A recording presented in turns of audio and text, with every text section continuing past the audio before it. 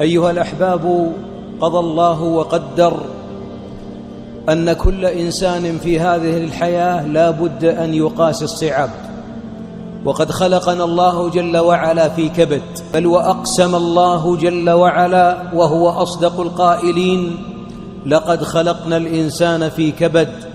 أقسم بالبلد ووالد وما ولد، أن الإنسان لا بد في الحياة أن يذوق القصص، ولا بد من الهم والغم، فما حلت إلا أوحلت.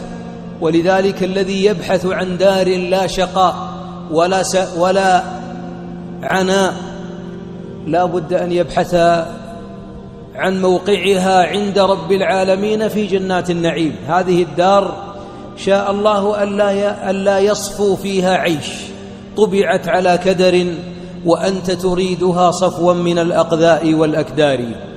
وبعضنا أيها الأحباب الهموم والديون والأمراض والأسقام في الحياة يستقبلها وهو مبتسم، وهو منشرح الصدر، راض على قضاء الله، يعلم أن هذه هي الفانية وأن تلك هي الباقية، يعلم أنه ما خلق في الدنيا إلا ليمشي إلى الآخرة، وما غروب الشمس إلا لأن الدنيا سيغرب شمسها يوما من الأيام. اللي فاهم الدنيا كما يجب هو السعيد في الدنيا.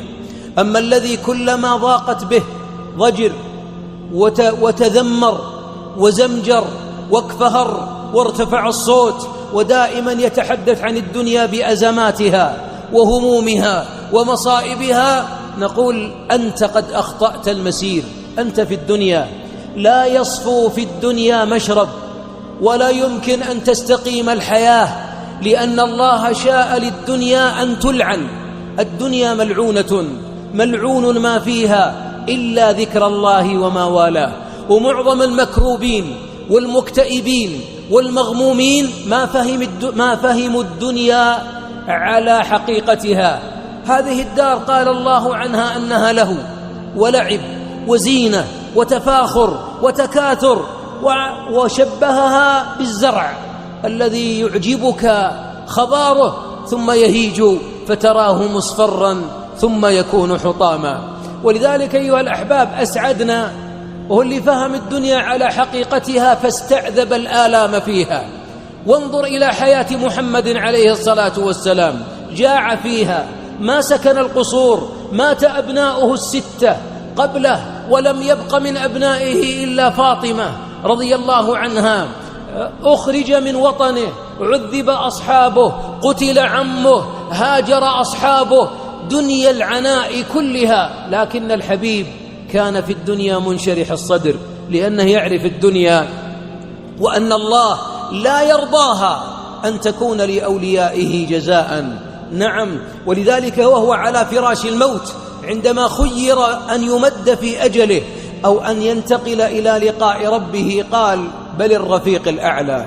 شيب كثير من الناس وأتاه الأمراض والاكتئاب، وكله من هموم الدنيا. يقول: يا شيخ ديون وعيال ما يطيعون وفينا أمراض وفينا. هذا حال الدنيا، فاحتسب آلامها حتى تلقى الله جل وعلا. عبد الله بن الإمام أحمد عندما رأى والده في عناء قال: أبتاه متى الراحة؟ قال: الراحة عندما نودع جسر جهنم خلف ظهورنا ونستقبل ونخطو أول خطوة إلى جنات النعيم. الراحة هناك. واللي يبحث عن الراحة في غير لقاء الله وفي غير طاعة الله مسكين. نقول له مسكين، الرقم غلط. ولذلك الدنيا لابد إذا حلت من الذي ما قبر غال؟ اليوم معنا من مات رحمه الله رحمة واسعة، رجل وامرأة، أسأل الله أن يجعل قبورهم رياضا من رياض الجنات، اللهم آمين. ذهبوا وسيذهب الذين عزوهم، سنعزي أولئك، وسيعزى فينا بعد أعوام أو أيام أو ساعات. ما في دنيا كاملة. الموت سيلحق كل نعمة، وإذا ذكرت الموت تكدر كثير من صفو الحياة، ولا بد يتكدر إلا عباد الله المتقين، فإنهم يحبون لقاء الله، ومن أحب لقاء الله أحب الله لقاءه. من منا لم يمرض؟ من منا ما فقد العافية؟ من اللي منا ما يأكل حبوب سكر بعد 40 و50 وكوليسترول وضغط وعيال عليه يقلقونه وزوجة تتغير أخلاقها وديون تلحقه وهموم وبدن يتعب وحزن يدخل؟ لا بد أن تحتسب هذا كله، وإلا يطول ليلك يا أبو فلان، ليل طويل ما فهمت الدنيا. الصحابة رضي الله عنهم علمهم الحبيب عليه الصلاة والسلام كيف يتعاملون مع الدنيا، أن يقتحموا العقبات في الدنيا. بماذا؟ بفك رقبة أو إطعام في يوم ذي مسغبة، أو أنهم يتواصون بالمرحمة أو يتواصون بالصبر. وهذا اللي يجعل العبد يسير إلى الله وهو هانئ ومطمئن النفس، أنه يعرف أن اللي يفقده في الدنيا ويحتسبه وهناك في الآخرة يجده عند الله في كتاب لا يغادر صغيرة ولا كبيرة إلا أحصاها. ولذلك أحبابي دعوة إلى أن نفهم أن الله أقسم جل وعلا أننا خلقنا في كبد. طيب لماذا يخلقنا في كبد؟ لماذا العناء؟ لماذا الهم؟ لماذا الجوع؟ لماذا الفقر؟ لماذا المرض؟ لماذا الموت؟ لماذا الآلام؟ حتى لا تركن يا عبد الله للفانية وتنسى الباقية، حتى لا تبقى هنا تحرث وتزرع وتعمر وتقض وناسين الآخرة، حتى لا تنسى الله. أنساهم، نسوا الله فأنساهم أنفسهم. البعض منا شيبت لحيته وشيبت عيونه وكل همه يبني يعمر يحفر يصب يقض. يا مسلم، أنت ستتركها بعد 100 عام من اليوم. ما واحد منا في المسجد موجود، واللي متجاوز 40 ما في أمل، ولا 30 قادمة، ولا 70 قادمة، ولا 40، والعلم عند الله. سنلقى الله. لذلك آلام الدنيا هي التي توصلك إلى جنان الجنة. يقول بعض السلف: لولا مصائب الدنيا لقدمنا إلى الله مفاليس.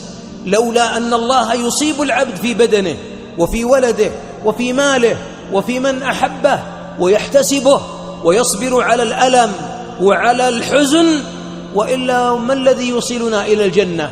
الجنة إذا دخلنا الجنة، أسأل الله أن يدخلنا الجنة بلا حساب ولا سابق عذاب. أن العبد إذا وصل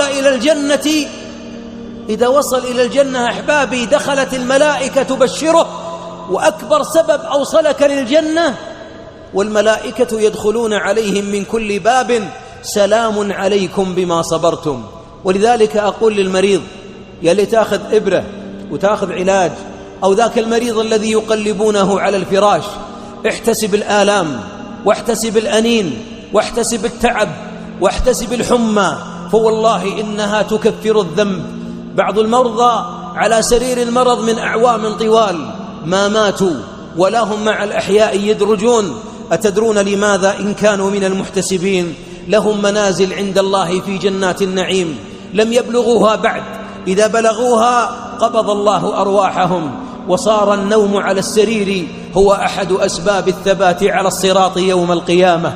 نعم يا أيها المريض، احتسب حبة المنظم وحبة الكوليسترول وحبة الضغط والأمراض التي تعتريك، احتسبها واحمد الله، وابتسم وأنت تبتلع الحبوب وتخترق جسدك الإبر. احتسب وابتسم، فإن البلاء لا يزال بالعبد المؤمن حتى يلقى الله وليس عليه خطيئة.